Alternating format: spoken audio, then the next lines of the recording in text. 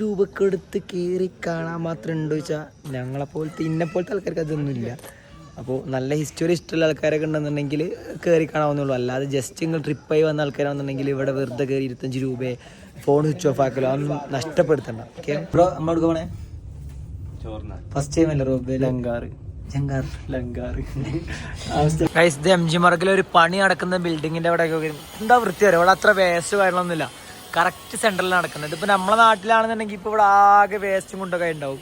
ലോകത്ത് എവിടെയാണെങ്കിലും സമാധാനം വേണമെന്ന് ആഗ്രഹിക്കുന്നവരാണ് നമ്മളിൽ പലരും. അങ്ങനെയാണെങ്കിൽ അതിനെ പറ്റിയൊരു കിടിലൻ സ്പോട്ട് ഉണ്ട്. ഇന്ത്യയിലെ ഗ്രീൻ സ്റ്റേറ്റ് എന്നറിയപ്പെടുന്ന സിക്കിം. അതെ, ഞാനിപ്പോൾ ഉള്ളത് സിക്കിമിന്റെ തലസ്ഥാന നഗരിയായ ഗാങ്ടോക്കിലാണ്. ഗാങ്ടോക്കിലെ എന്റെ 2ാമത്തെ ദിവസമാണ് ഇന്ന് വലിയ പെരുന്നാൾ കൂടിയാണ്.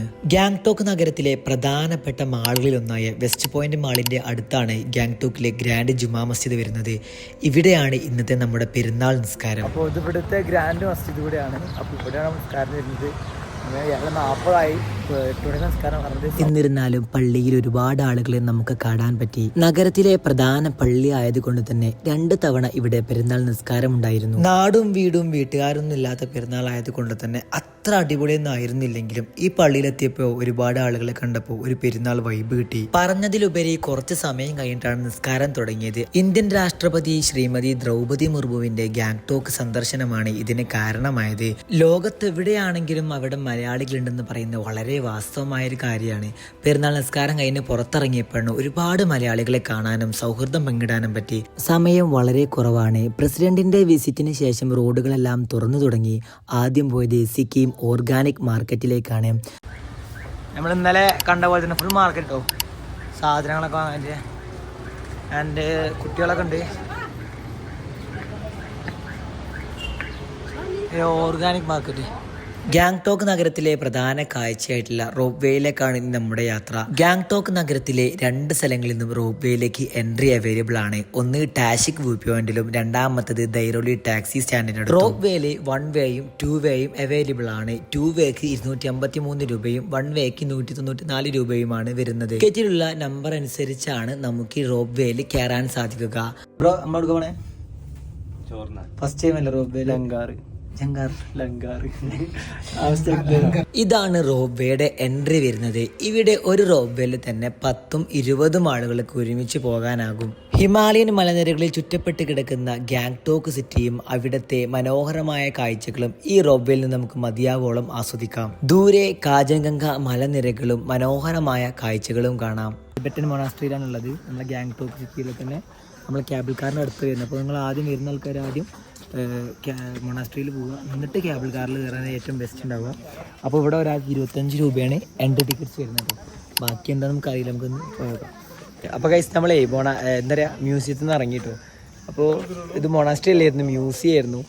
25 രൂപക്ക് എടുത്ത് കയറി കാണാൻ മാത്രം ഉണ്ടോ ചോദിച്ചാൽ ഞങ്ങളെപ്പോലത്തെ ഇന്നെപ്പോലത്തെ ആൾക്കാർക്ക് അതൊന്നുമില്ല.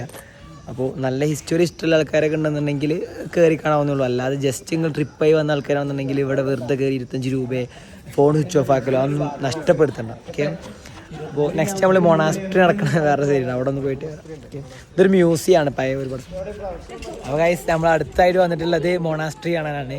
അപ്പോൾ മൊണാസ്ട്രീൻ്റെ ബിൽഡിങ്ങാണ് എൻ്റെ ഈ കവാടാണ് എൻ്റെ മുന്നിൽ കാണുന്നത്.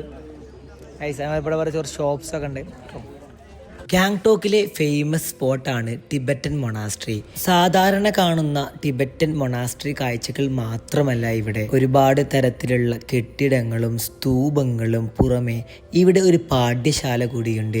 ഇവിടം ചേർക്കാനായിട്ട് വന്നിട്ടുള്ള ചെറിയ കുട്ടികളെയും അവരുടെ പാരൻസിനെയും നമുക്ക് കാണാം. മൊണാസ്ട്രി കാഴ്ചകൾ കണ്ട് ഇനി നമ്മൾ വീണ്ടും പോകുന്നത് MG മാർഗിലേക്കാണ്.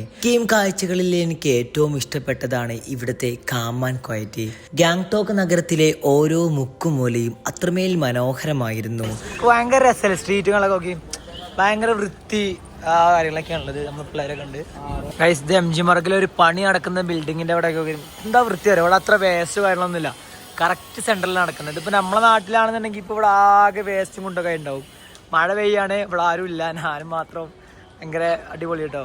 അവസാനം നമ്മൾ ഇവിടെ എത്തി, വീണ്ടും MG മാർഗിലെത്തി. ഭയങ്കര ഇവിടെ ഭയങ്കര കാമൻ ക്വയറ്റാണ്. നമ്മളുണ്ടാകുന്ന സൗണ്ടാണ് നമ്മുടെ ഏറ്റവും മനസ്സിൽ നിൽക്കുന്നുണ്ട്.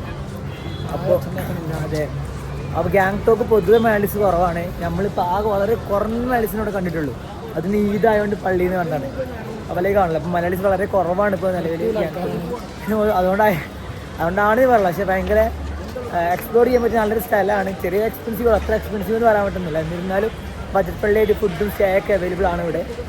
പിന്നെ തപ്പണം. പിന്നെ തണുപ്പാണ്, നല്ല ക്ലൈമറ്റ് ആണ്. ഇവിടുന്ന് ഒരുപാട് സ്ഥലങ്ങളിൽ പോകാൻ പറ്റും. നാത്തലം പാസ്, പിൻതങ് വാലി, 0 പോയിന്റ്, അതുപോലെ തന്നെ വാലി ഓഫ് ഫ്ലവേഴ്സ്, ലാച്ചൂന്ന്, ലാച്ചന്, ഡാർജിലിംഗ്, ഒരുപാട് സ്ഥലങ്ങൾ പോകാൻ പറ്റും. അപ്പോൾ സിൽക്ക് റൂട്ട് ഒക്കെ അതൊക്കെ ഇവിടെ ഉള്ളതാണ്. ഗൈസ് നല്ല സിക്കിം മിൽക്ക് ഒറിജിനൽ ആട്ടോ. നമ്മളെ MG മാർക്ക് പോകേണ്ട അവിടെ നിന്ന് കയറുന്ന അവിടെ തന്നെയാണ് നമ്മളെ സിക്കിം മിൽക്ക് ഉള്ളത്. അവിടെ പല ടൈപ്പ് ഓഫ് ഫ്ലേവർ ഐസ്ക്രീംസും കാര്യങ്ങളൊക്കെ ഉണ്ട്. ഓക്കെ, ഇതൊരു പരീക്ഷണമായിരുന്നു, ജസ്റ്റ് ബാക്ക്ഗ്രൗണ്ട് കൊടുത്തിട്ട്. അപ്പോൾ എങ്ങനെ ഉണ്ടായിരുന്നു നിങ്ങൾ വീഡിയോ കണ്ടവർ അഭിപ്രായം പറയാം. ഓക്കെ, അടുത്ത വ്ളോഗ് സെറ്റാക്കാം. അത്ര പ്രിപ്പയർഡ് അല്ലായിരുന്നു വ്ളോഗിനും കാര്യങ്ങളൊന്നും, പക്ഷേ എടുത്തത് കൊണ്ട് ഇട്ടു എന്ന് മാത്രം. സോ അപ്പോൾ ലൈക്ക് ചെയ്യുക, ഷെയർ ചെയ്യുക. ബൈ.